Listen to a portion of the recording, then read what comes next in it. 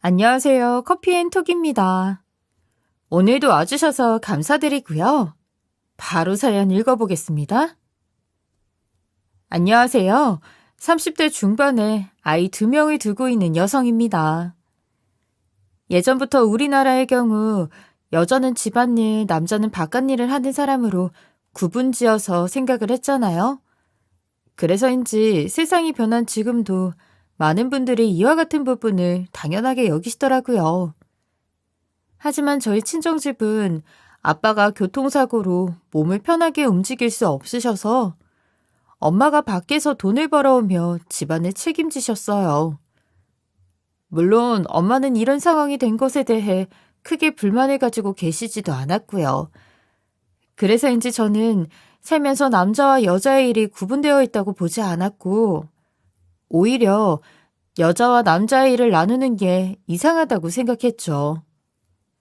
그래서 결혼을 하게 되고 상황이 좋지 않은 남편 대신 친정엄마처럼 저도 직접 바깥일을 했었어요. 저희 남편은 성격도 밝고 긍정적인 데다가 사랑도 많은 참 좋은 사람이지만 딱 하나 경제 능력이 하나도 없다는 단점이 있었어요. 물론 남편 본인도 경제 능력이 없다는 것을 자각하고 있어서 그런지 평소에 알뜰살뜰하게 살림하고 돈 모으는 것은 참 잘하는 편이에요. 어렸을 때부터 부모님에게 보고 자라다 보니 남자가 하는 일과 여자가 하는 일에 대한 편견이 없던 저는 경제 능력이 없는 남편에 대해 불만이 전혀 없었죠.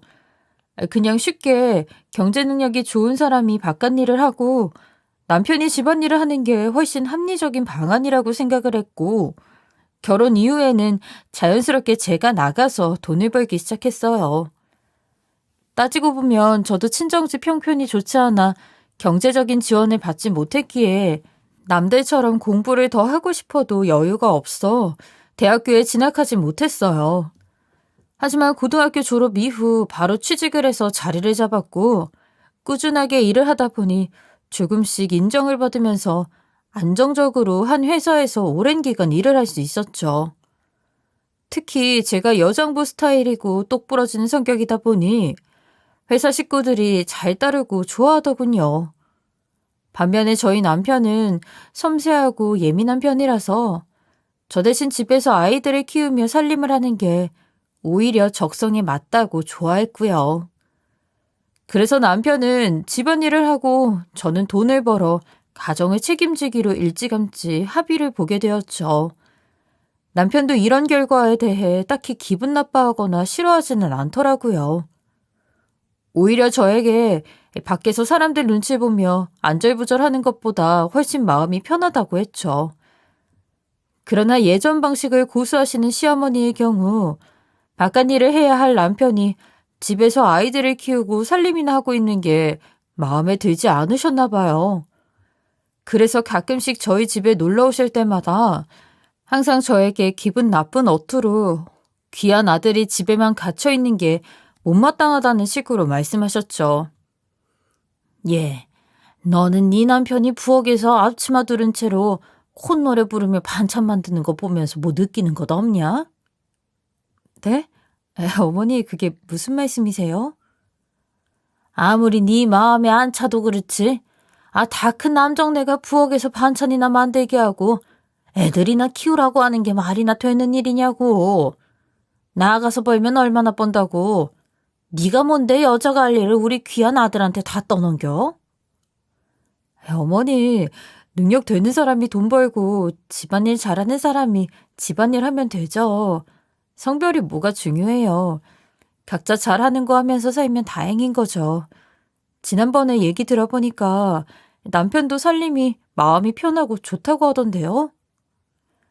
아무리 그렇다고 해도 귀한 손자들이 지 아빠 부엌에 들어앉아 있는 것을 보고 뭘 배우겠어. 그리고 이 세상에 여자가 아무리 발버둥 쳐봤자 남자 못 이긴다. 그러니 이쯤하고 네 남편 일자리 알아보라 해. 그리고 너는 집에 들어앉아 살림이나 해라. 어머니, 아무리 그래도 지금 상황에서 제가 살림하고 남편이 일을 하게 되면 저희 네 식구 앞으로 먹고 살 길 걱정하면서 살아야 해요. 그냥 어머니가 저희 집은 이렇구나 하고 이해를 좀 해주시면 안 될까요? 결국 시어머니는 저와는 말이 안 통한다고 생각하셨는지 한동안 직접 남편을 설득하려고 안간힘을 쓰셨어요. 그러나 시어머니 말씀에 남편도 애들 키우고 살림하는 게 편하다면서 나가서 일하는 것이 싫다고 거절을 했죠. 결국 두 손 두 발 다 들고 포기하셨죠. 그 덕분에 계속해서 저는 집안의 가장 역할을 하며 돈을 악착같이 모아 살 수 있었어요. 그렇게 모은 돈이 어느 정도 되니까 저희 네 식구가 마음 졸이지 않고 그냥저냥 먹고 살만 하더군요. 물론 여유 있는 집처럼 아이들에게 좋은 거 사주고 비싼 거 먹이면서 살지는 못해도 내 식구가 불편함 없이 행복하게 살 수 있었죠. 그러다 제가 아주 좋은 계기로 안정적인 사업을 시작하게 되었어요. 고등학교 졸업 이후 제가 꾸준히 다니고 있던 회사는 직원을 10명 정도 두고 있었고 외주를 받아 옷을 만들어주는 작은 공장이에요. 그런데 우연히 제가 점심시간에 심심풀이 삼아서 끄적거려 놓았던 옷 그림들을 사장님께서 사무실에 들어갔다가 보게 되셨던 것 같아요. 어릴 때부터 그림 그리는 것을 좋아하다 보니 시간이 날 때마다 종종 이렇게 옷 그림을 그렸었거든요. 그런데 대충 그려놓은 그림들이 사장님 마음에 드셨던 것 같더라고요. 갑자기 퇴근하는 저를 잡아 세우시더니 쉬는 시간에 제가 그려놓은 그림대로 대충 옷 샘플을 만드셨다면서 보여주시더군요. 그러면서 저에게 옷 제작은 모두 회사에서 해줄 테니 사업을 한번 해보는 게 어떻겠냐 하시더라고요. 어차피 제가 다니고 있는 이 회사가 옷 만드는 곳이니 굳이 다른 공장을 찾을 것 없고 옷 사업하기에는 적합한 장소 아니겠냐면서요. 처음에는 먹고 살기도 바쁜 사람이 사업을 어떻게 하나 싶어서 사장님도 제 사정을 다 알고 계시지 않냐고 괜한 사람 흔들지 말라고 하면서 그냥 웃어 넘기려고 했죠. 그런데 사장님께서는 디자인이 정말 아까워서 그런다면서 한번 해보라고 하시더군요. 대신에 나중에 성공하면 다 내 덕분이니 밥이나 한번 크게 사라고 하면서 장난스럽게 권유를 하셨어요. 당연히 사장님께서 도와주신다고 해도 저는 회사에서 사무 업무를 하는 사람인데 전문 지식이 없는 사람이 사업을 하는 게 말이나 되냐면서 우스갯소리로 생각하고 넘어가려고 했죠. 그런데 사장님은 저의 말에 옷 만드는데 꼭 학교 나와서 해야 하냐고 본인도 학교 나와서 회사 운영하고 있는 거 아니라면서 끝까지 설득을 하시더군요. 사장님 말씀을 듣고 집에서 곰곰이 생각을 해봤죠. 그런데 틀린 말이 아닌 것 같더라고요. 마침 제가 근무하는 회사가 옷 만드는 공장이라서 최적의 조건인데다가 사장님께서 도와주시겠다고 하니까 한번 도전을 해봐도 나쁘지 않을 것 같았어요.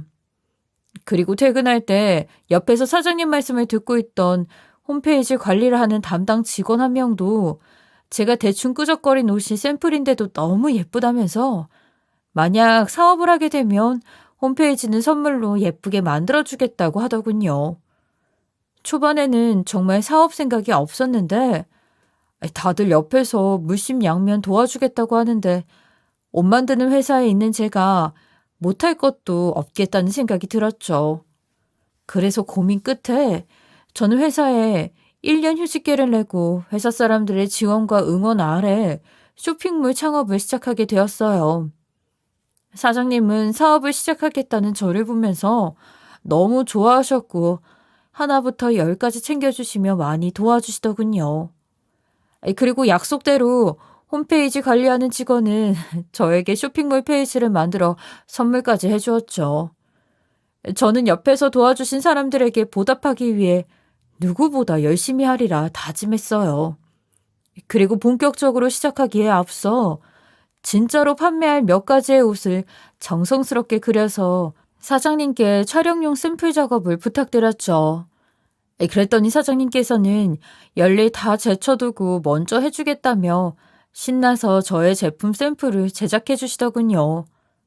그렇게 며칠 뒤 저는 판매할 제품 샘플이 나왔다는 소식을 듣고 곧바로 회사로 달려갔고 너무 예쁘게 나온 옷들을 마주할 수 있었어요.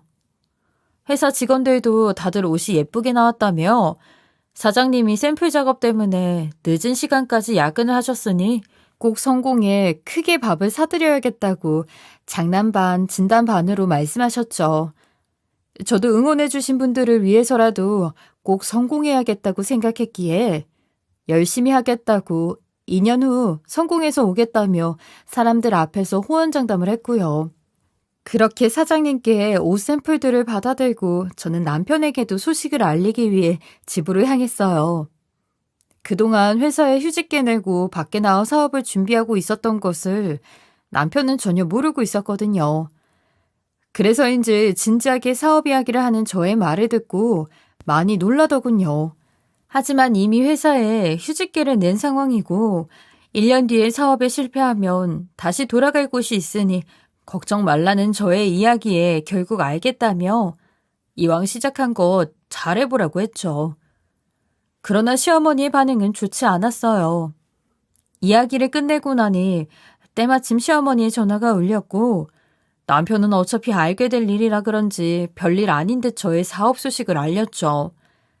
그런데 시어머니가 저의 소식을 듣고 집까지 쫓아와서는 아주 길길이 난리를 치더군요. 아니 뭐 사업? 네 남편 집에서 살림하게 만들어 놓고 회사까지 간도? 아 얘가 진짜 오냐오냐 하니까 아주 기가 살아서 밖에서 헛짓거리는 다 하고 다녔구만. 옷 만드는 공장에서 일하던 애가 뭘 한다고 사업을 해. 그리고 이런 일이 있었으면 가족들한테 먼저 알려야지. 너 혼자 일 다 저지르고 이제 와서 어쩌자는 거야? 어머니, 저도 최근에 생각해서 시작한 거라 미리 말씀 못 드린 것은 정말 죄송해요. 그런데 이왕 시작한 거 정말 잘해서 성공시켜보고 싶어요. 그리고 회사는 관둔 게 아니고 휴직계를 낸 거라 실패하면 돌아갈 곳은 있어요. 어머니께서도 저 한 번만 봐주시고 응원해 주시면 안 될까요? 뭐? 응원? 반대를 했으면 했지. 난 여자가 사업하는 거 응원 못한다. 그리고 예전에 네 시아버지가 사업한다고 해서 싹 다 말아먹고 네 남편이 사업한다 해서 싹 다 말아먹은 거 못 봤냐? 그런데 돈 벌어오는 애가 사업을 한다고 설치다가 말아먹으면 그건 누가 책임질래? 곧장 네 가족들 거리에 나 앉아야 되는 거야. 어머니, 옆에서 도와주시는 분들도 있고 저 정말 잘할 자신 있어요. 제가 회사에서 옷 샘플 만들어 온 거 한번 보실래요? 분명히 어머니도 마음에 드실 텐데. 됐다. 어차피 너 사업 시작도 못할 텐데 내가 그거 봐서 뭐하냐? 그리고 어디 여자가 남자도 못하는 사업을 한다고 그래. 여자가 돼서 네가 무슨 사업을 한다고 하냐. 나 도저히 그 꼴 못 보니까 아예 시작도 하지 말아라. 알겠냐? 그게 싫으면 네 남편이랑 이혼 도장 찍고 와서 해. 어머니, 저 옆에서 도와주는 사람들이 많아서 이제 와서 번복 못해요. 어머니가 한 번만 봐주시면 안 될까요? 시어머니는 더 이상 저의 말에 대꾸도 하지 않으셨어요. 그리고 저희 집에 오실 때 아예 이혼 서류까지 떼서 가지고 오셨는지 남편에게 내밀면서 제가 계속 사업을 한다고 설치는데 그냥 보고만 있을 거냐며 속 시원하게 빨리 도장 찍고 이혼하라고 계속해서 바람을 불어 넣으시더라고요. 남편도 꼭 이렇게까지 해야겠냐며 퇴직한 것도 아니고 1년 휴직계 내고 하는 거라면서 시어머니에게 조금만 참아달라고 설득을 하더군요. 결국 집안에서는 큰 소리가 오갔고 시어머니는 끝까지 제가 사업을 시작하겠다고 하면 어떻게든 남편과 이혼을 시키겠다고 하셨어요. 그렇다고 해서 저도 쉽게 물러날 사람이 아니었고 끝까지 시어머니의 말을 무시한 채 사업을 진행했죠. 그래서인지 다음날 시어머니가 알아 누우셨다고 손아래 신우가 급하게 연락을 해왔더라고요. 상황을 보니 신우가 자취방에 있다가 시어머니가 아프다는 연락을 받고 시댁으로 달려간 듯 싶었어요. 남편은 제 옆에서 통화 내용을 듣고는 자기 엄마가 사업하겠다고 우긴 저 때문에 병이 난 거라며 이 일을 어떻게 할 거냐고 징징댔죠. 마찬가지로 손아래 신우도 저한테 생각이 있는 사람이냐고 애들 낳아놓고 인생 망하고 싶냐면서 나 같은 사람이 사업은 무슨 사업이냐며 아주 지랄을 하는데 집안이 초전박살이 났죠. 시어머니도 신우 옆에서 우리 집에서는 사업하는 며느리 필요 없고 꼴도 보기 싫다며 평생 보지 말자고 아프다는 와중에도 난리를 치더라고요. 그 덕분에 남편도 생각이 돌아선 듯 집안이 이 꼴이 났는데 저를 더 이상 응원해주고 믿어주지는 못하겠다고 그냥 휴직계 취소하고 회사로 돌아가서 일하는 게 어떻겠냐고 물었죠. 하지만 저는 아무리 반대가 많아도 그럴 수는 없었어요. 저를 믿고 1년 휴직을 받아주시고 없는 시간 쪼개서 옷 제작을 도와주시는 사장님과 응원해주시고 물심양면 도와주셨던 직원분들을 실망시키고 싶지 않더라고요. 그래서 시댁 식구들이 아무리 반대를 해도 버티는 자가 승리하는 거라고 위안을 삼으며 1년 동안 포기하지 않고 사업을 이어나갔어요. 하지만 무슨 일이든 좋은 마음들이 합쳐져야 잘 되는 법인데 시댁에서 이혼 소리까지 하면서 하도 악담을 퍼붓고 나쁜 소리만 해대니 너무 힘들더군요. 더군다나 끝까지 믿고 도와줄 것만 같았던 남편도 시어머니 편으로 돌아서서 이쯤 했으니 관두고 회사로 가라는 소리만 반복했죠. 게다가 없는 돈 쪼개가며 사업을 이어나가서 그런지 사람들에게 저희 옷을 판매하는 과정 자체가 쉽지 않았어요. 그래서 사업 시작한 지 1년 동안은 정말 힘들고 괜히 귀가 얇아서 사장님 말만 듣고 시작했나 라는 생각까지 들어 후회도 많이 되더군요. 그렇다고 해서 사업을 시작할 때 생각했던 것처럼 제가 디자인한 옷들이 판매가 잘 되는 편도 아니었어요. 그래서 절망을 많이 했었죠. 남편도 이제 모아놓은 돈이 다 떨어졌다며 몇 달 못 버틴다고 그냥 회사를 가서 예전처럼 일이나 하라고 큰 소리를 치더군요. 저도 상황이 점점 안 좋아지니 정말 아이들을 위해서라도 그래야 하나라는 생각을 하기도 했죠. 그런데 시어머니는 후회와 절망이 가득한 저의 모습을 볼 때마다 아주 얄밉게 비꼬면서 이야기를 하시더군요. 그것 봐라, 이거사. 내 말이 다 맞지? 네가 우리 집을 아주 구렁텅이 지옥으로 잡아 끌려고 하는구나. 그냥 회사에 가만히 앉아서 돈이나 따박따박 가져다 주면 이런 일이 왜 생겨? 어머니, 저도 요즘 힘들어요. 그런데 이미 시작한 사업을 이제 와서 접을 수는 없잖아요. 옛말에 여자 잘못 만나면 패가 망신당한다는 말이 있더니 우리 집이 딱 그 꼴이네. 여자 하나 잘못 들어가 멀쩡한 집안 말아먹게 생겼으니 됐고 너 당장 우리 아들이랑 이혼해라. 네? 이혼이라니요. 그리고 아직 저희 회사 망한 거 아니에요. 조금만 더 노력하면 상황 좋아질 테니까 어머니께서 저에게 시간을 좀 주시면 안 될까요? 내가 너한테 시간을 왜 줘? 회사 아직 망한 거 아니라고 해도 언제 말아먹고 빚만 생길지 모르는 일인데 괜히 멀쩡한 우리 아들만 빚더미에 앉아 피해보면 어쩌려고. 어머니, 저요 빚내서 사업 시작한 거 아니에요. 물론 모아놓은 돈 조금 투자를 하기는 했지만 회사 망해도 빚으로 문제되는 일은 없으니까 크게 걱정 안 하셔도 돼요. 여기서 네 말을 누가 믿냐? 그리고 나는 더 이상 우리 아들 불쌍해서 못 봐주겠다. 매번 말로만 집안일이 마음 편해서 한다고 하지. 눈이 있으면 제 표정을 좀 봐라. 아주 기가 쏙 빨린 얼굴이잖냐. 그래서 네 기에 눌린 우리 아들이 바깥 생활도 못하고 집안일이나 하면서 숨어 지냈던 거야. 다 너 때문에 그랬었던 거라고. 그러니까 잔말 말고 너 당장 귀한 우리 아들이랑 이혼해. 저는 시어머니와 남편에게 더 이상 할 말이 없었어요. 아무리 사업을 시작하고 나서 상황이 좋지 않게 흘러갔다고 하지만 그동안 제가 돈을 벌며 남편 대신 경제활동을 다 했는데 억울하기도 하고 면목도 없더라고요. 때리는 시어머니보다 말리는 신우가 더 밉다더니 시어머니가 이혼을 하라고 일주일에 두세 번씩 찾아와 서류를 내밀면서 난리를 치는데도 강 건너 불구경하듯 가만히 시어머니 말에 동조하며 사업을 관두라고 거두는 남편이 더 미웠어요. 그리고 결혼 이후 살면서 제가 혼자 가정을 책임져 온 것이 억울하거나 화가 나는 일이 없었거든요. 그런데 이 상황을 겪어보니까 내가 무슨 부귀영화를 누리겠다고 혼자서 가정을 이끌겠다며 열심히 살았나 싶더라고요. 이 일이 있기 전까지는 그냥 에라 모르겠다 하고 사업 포기를 해야 하나 고민을 했었어요. 하지만 나쁜 소리만 골라서 하는 두 사람을 보니 이대로 앉아서 가만히 있을 수는 없겠더라고요. 특히 시어머니와 남편에게 성공이 뭔지 제대로 보여줘야겠다는 오기가 생겼죠. 그래서 시어머니와 한바탕 하고 난 이후 저는 거의 1년 동안 하루에 3시간씩만 잠을 자며 사업을 일으킬 생각을 했어요.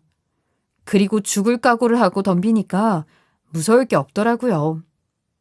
나름대로 사업을 성공시키기 위해서 할 수 있는 일은 다 했어요.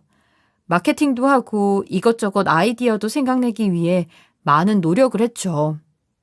그 결과 저는 결국 번뜩이는 아이디어를 생각해냈고 사업을 2년 만에 다시 일으킬 수 있게 되었어요.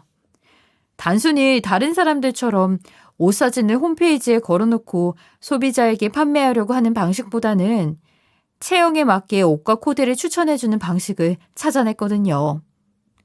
물론 쉽지만은 않았어요. 제가 패션을 전공한 사람도 아니었기에 전문가의 눈으로 바라보는 것은 아니었잖아요. 그래서 나름대로 여기저기 예쁜 코디 사진들을 찾아보고 눈으로 익히면서 몸으로 부딪히며 진행을 했죠.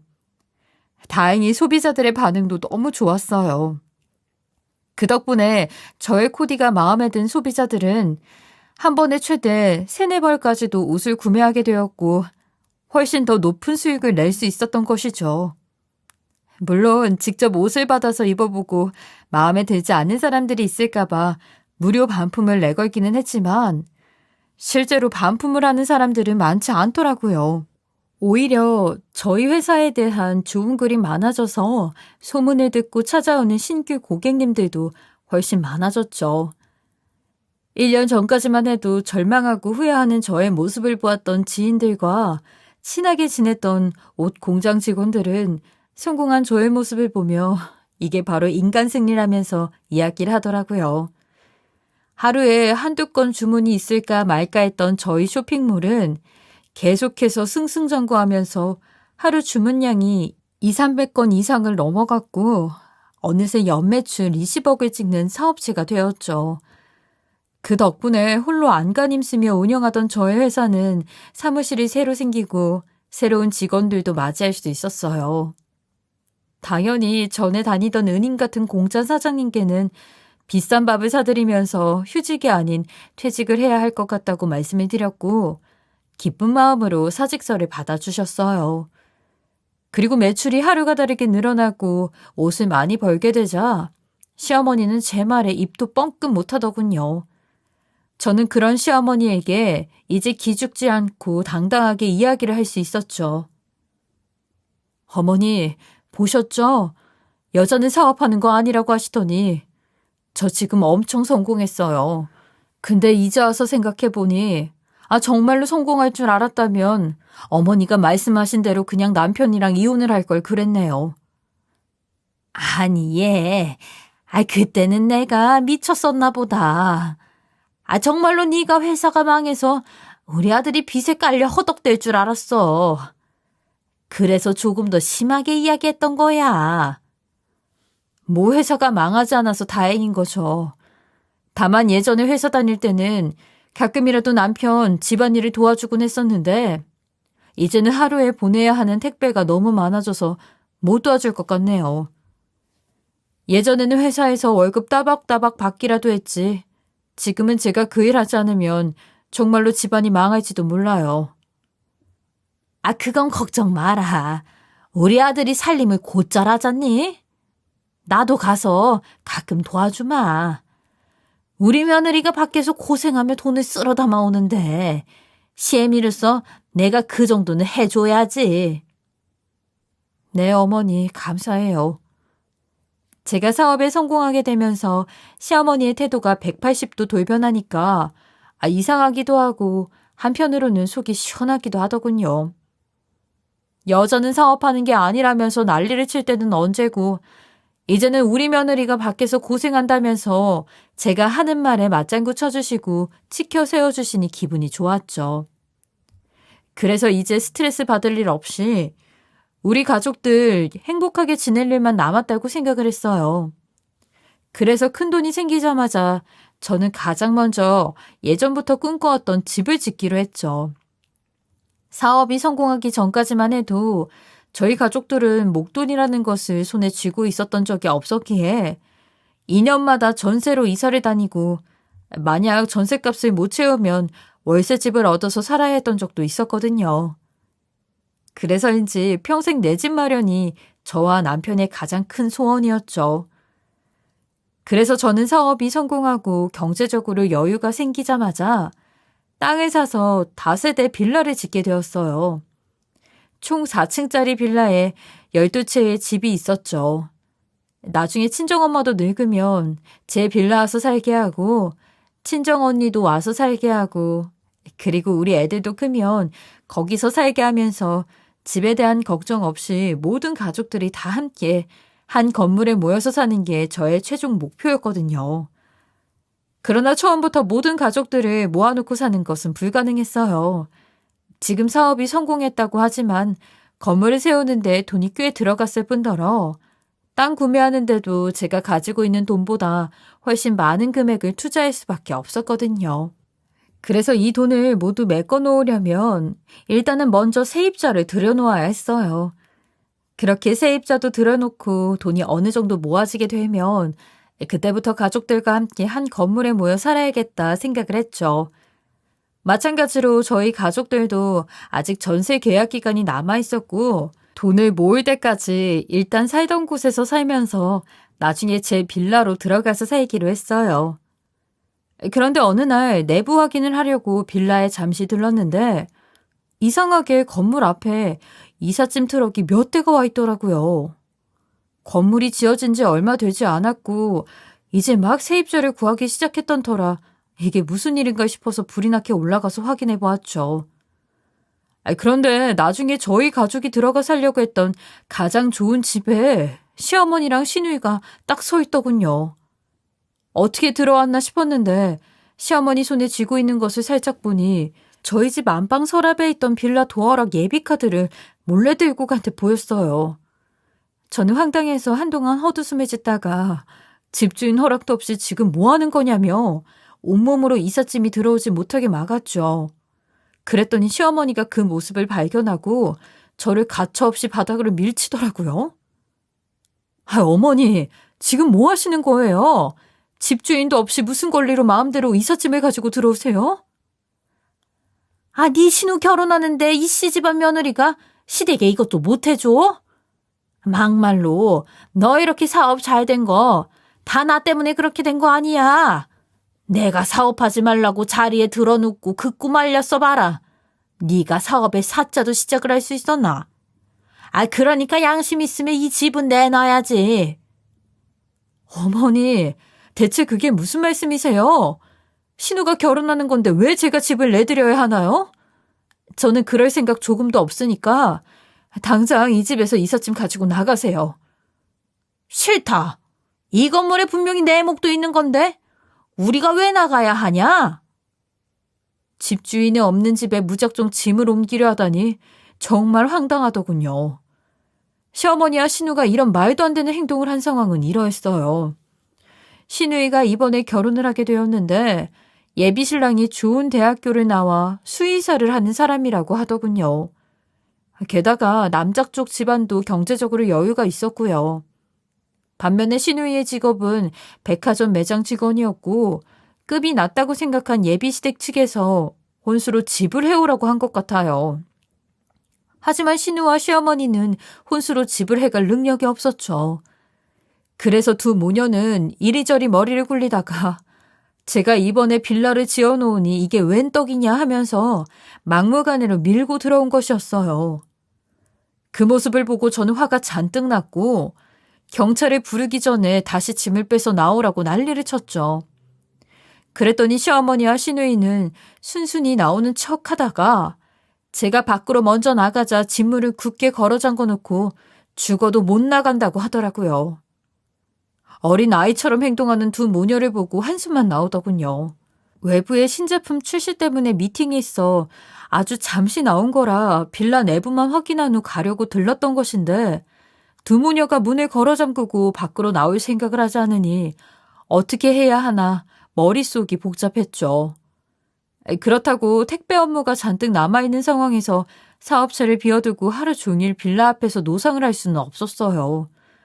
물론 두 모녀도 계속해서 집문을 걸어 잠그고 숨어서 생활할 수 없으니 언젠가는 밖으로 나오겠지만 그때까지 제가 계속 문 앞에서 기다릴 수는 없잖아요.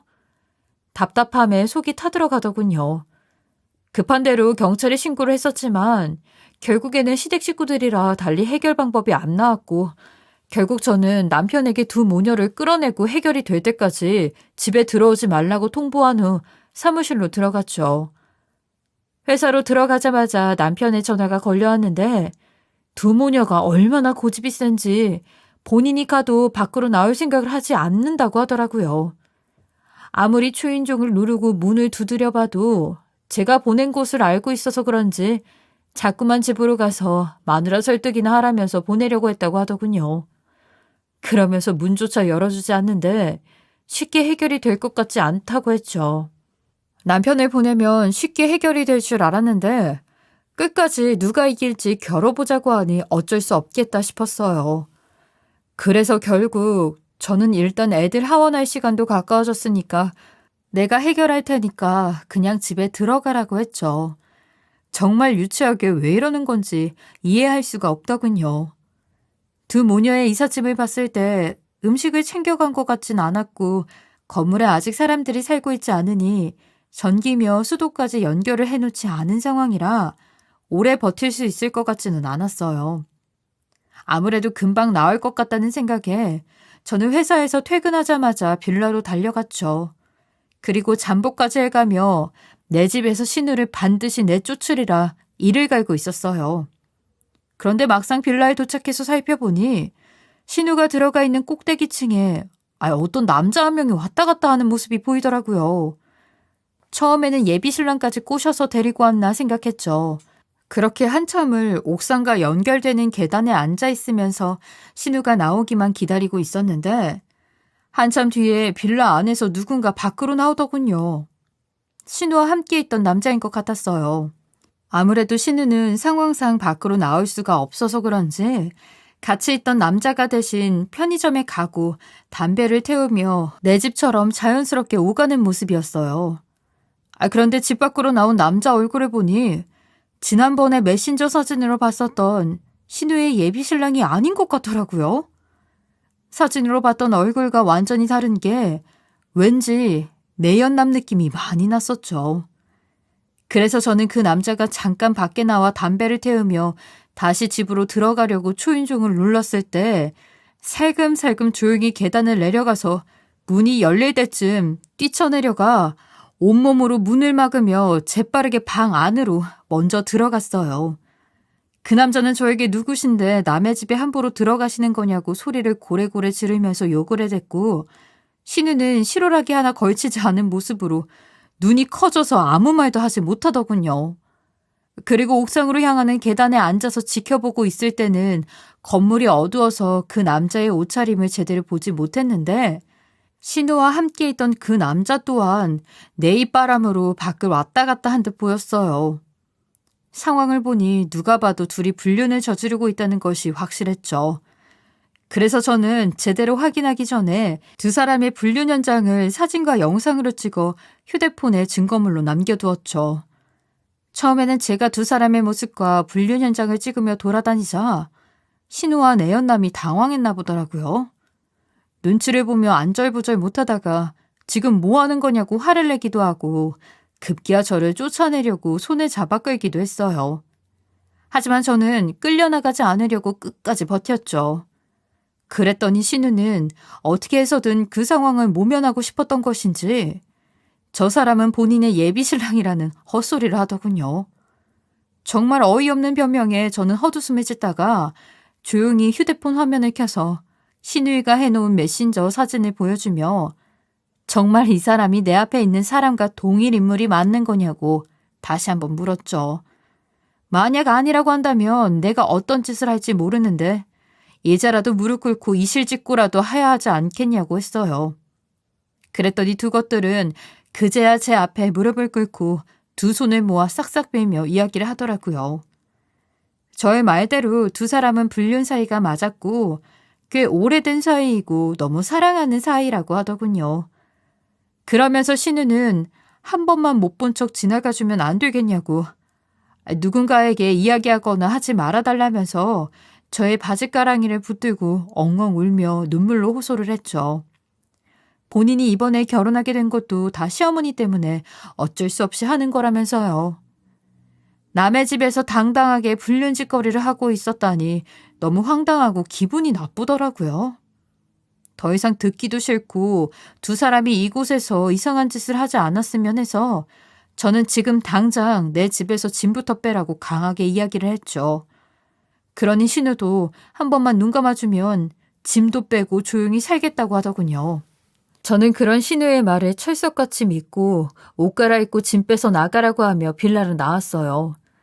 묵은 때를 벗긴 듯 두 사람이 짐을 빼고 나가겠다고 하니 속이 시원했지만 신우가 불륜을 해왔다는 것을 알고 나서 곧 큰 폭풍이 들이닥칠 것 같은 찜찜함에 머릿속이 복잡하더군요. 그래도 신우와 내연남은 몇 달 뒤에 있을 신우 결혼식을 업고 둘이 조용한 곳에 가서 살겠다고 했으니 저는 그 말을 믿어보기로 했죠. 결혼식이 진행되기 전에 예비신랑과 이야기해서 정리만 잘 된다면 그래도 큰일 없이 조용히 넘어갈 수 있을 테니까요. 물론 시어머니는 수의사 사위를 놓쳤으니 노발대발 난리가 나겠지만 그래도 딸인데 화를 조금 내다가 말겠지 싶었어요. 그러나 신우는 저와 한 약속을 깔끔하게 깨버리고는 빌라에서 짐도 빼지 않고 결혼식도 수의사 예비신랑과 추진하더라고요. 그 모습에 너무 화가 나서 신우에게 당장 빌라 짐 안 빼면 내가 가지고 있는 이 증거 자료들 네 예비 신랑에게 싹 다 보여줄 거라고 했죠. 그런데도 신우는 해볼 테면 해보라며 눈 하나 깜짝하지 않고 아나무인으로 나오더군요. 게다가 시어머니까지 합세해서 배째라는 식으로 나오는데 대체 무슨 배짱으로 이런 식으로 나오는 건지 나도 가만히 안 있을 테니 각오하고 있으라고 했어요. 그리고 집에 와서 아나무인으로 나오는 두 모녀의 문제를 어떻게 해야 깔끔하게 해결할 수 있는지 곰곰이 생각하고 있었죠. 그런데 아무리 생각해봐도 신우의 예비 신랑에게 불륜 증거를 보여주는 방법밖에 없겠더라고요. 웬만하면 조용히 넘어가고 싶었지만 신우가 이런 식으로 나오니 결혼식에서 모든 것을 밝히기로 계획을 짰어요. 그런데 결혼식 며칠 전 빌라에서 봤던 내연남이 어떻게 알았는지 저희 회사 앞까지 찾아와서 신우가 본인을 배신했다고 울면서 이야기를 하더라고요. 처음에는 신우의 내연남이 회사 앞까지 찾아오니까 황당하고 어이가 없었는데 막상 다시 생각해보니 이게 기회가 아닌가 싶더군요. 그래서 저는 신우 내연남에게 결혼식에서 같이 깽판을 치자고 했죠. 신우 내연남은 잠시 고민을 하는 듯 하더니 많이 억울했는지 저의 말에 따르겠다고 하더군요. 며칠 뒤 신우의 결혼식 날이 다가왔고 예정대로 저는 가족들과 함께 예식장에 찾아갔어요. 혹시 신우가 발견하고 꼼수를 쓸지 모르니 내연남은 식이 시작하기 직전에 오라고 했죠.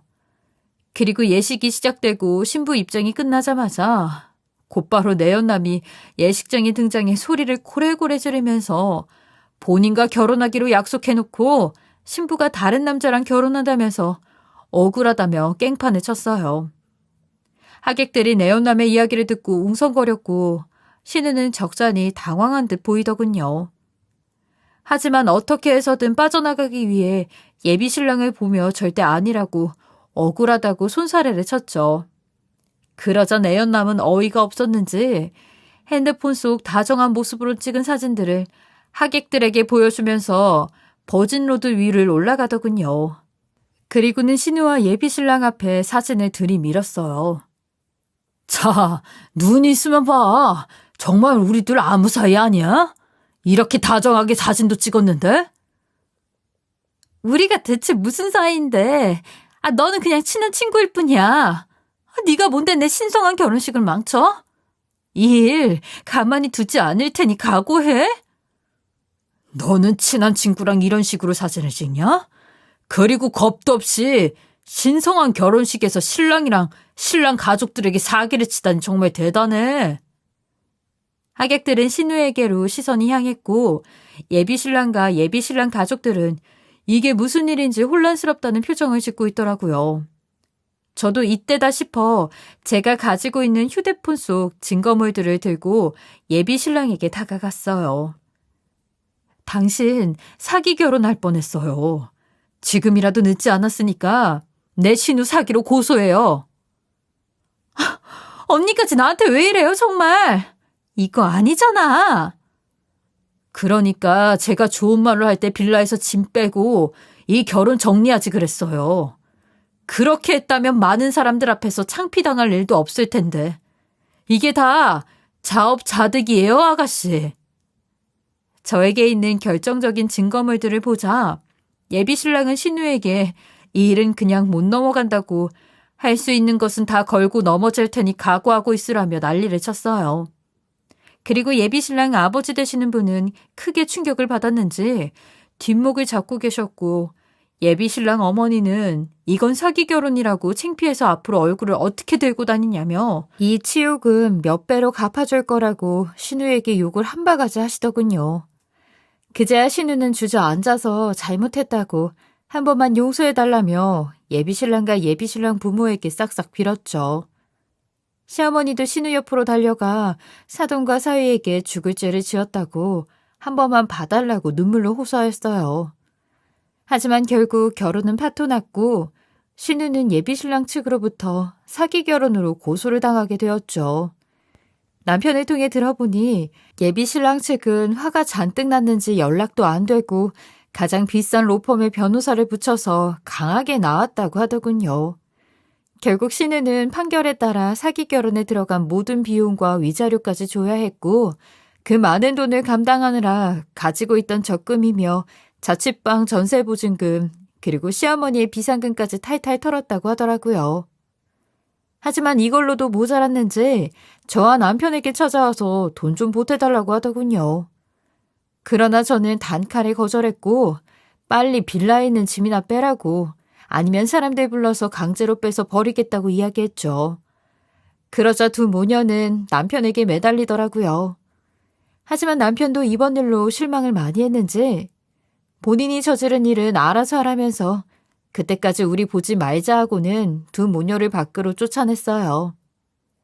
누구에게도 도움을 받을 수 없었던 두 모녀는 결국 시어머니 아파트까지 팔아서 예비 신랑에게 돈을 줘야 했고 처량하게 단칸방으로 이사를 가야 했죠. 무엇보다 신우는 결혼식에 찾아온 백화점 직원들을 통해 불륜을 저질렀다는 소문이 나서 상사의 귀까지 들어가게 되었고 결국 백화점에서도 쫓겨나듯이 나와야 했다고 하더군요.